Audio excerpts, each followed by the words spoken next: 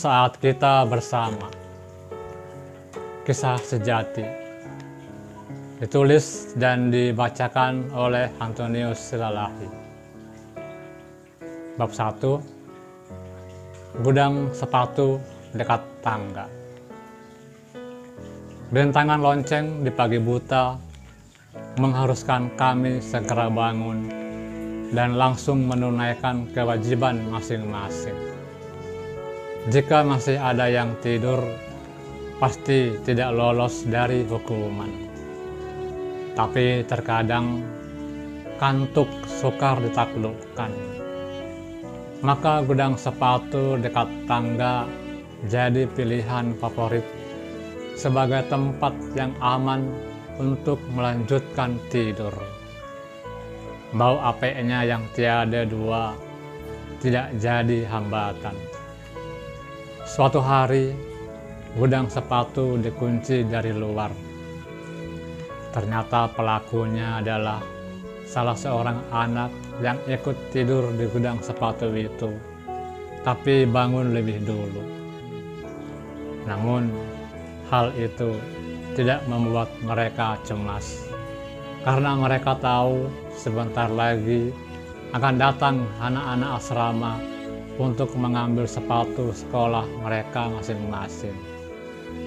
Ya, jadi gudang sepatu itu adalah ruang penyimpanan sepatu-sepatu anak asrama, baik sepatu sekolah, sepatu gereja, maupun sepatu-sepatu yang lain.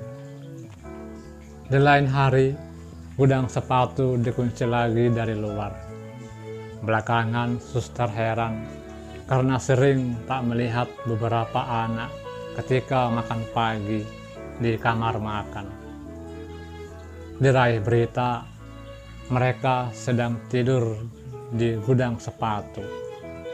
Sang suster marah, lalu mengunci gudang sepatu dari luar. Mereka dikurung hingga siang menjelang. Mereka berteriak-teriak meminta pintu dibuka sambil menggedor-gedor. Akan tetapi tidak ada yang berani membuka. Kebetulan pula hari itu adalah hari libur. Jadi tak ada alasan bagi anak-anak asrama untuk datang ke gudang sepatu. Lagi pula, kalau mereka lancang membukanya, pasti mereka juga akan dihukum. Gedoran-gedoran dan teriakan-teriakan dari gudang sepatu semakin keras. Beberapa di antara mereka ada yang tersesak, berak, dan kencing. Namun tak ada juga yang membuka pintu gudang sepatu. Karena tak tahan lagi, akhirnya mereka pun berak dan kencing di gudang sepatu itu. Kini, aroma gudang sepatu bertambah.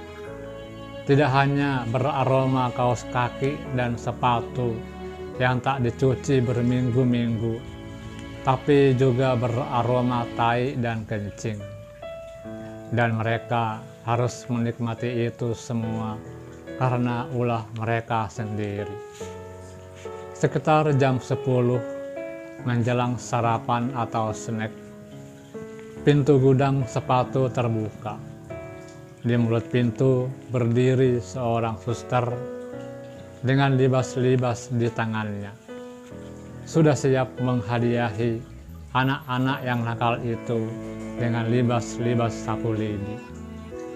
Namun, ketika hal itu akan dilaksanakan, sang suster mencium aroma yang sangat tidak sedap. Dan begitu nano-nano, perutnya mules, nyaris muntah. Karena tak tahan, sang suster pun memilih meninggalkan tempat itu dan kembali ke susteran. Beberapa menit kemudian, anak-anak yang ada di gudang sepatu berhamburan keluar. Mereka senang, mereka tertawa terbahak-bahak karena mereka tak jadi dihukum. Untunglah aku berak kan, suster itu kebauan, dan buru-buru pergi, kata Raden sambil terbahak-bahak. Kemudian mereka bergabung dengan anak-anak asrama yang lain untuk sarapan Imbrepos. Seusai makan siang, Raden yang sedang mencuci piring dipanggil suster ke ruang keterampilan. Di sana, kawan-kawannya yang tadi tidur di gudang sepatu sudah berkumpul juga. Ternyata hukuman buat mereka tidak dibatalkan, tetapi ditunda. Tidak hanya dilibas, mereka juga dilarang tidur siang dan harus memipil jagung 1 goni. Medan, 20 Maret 2019.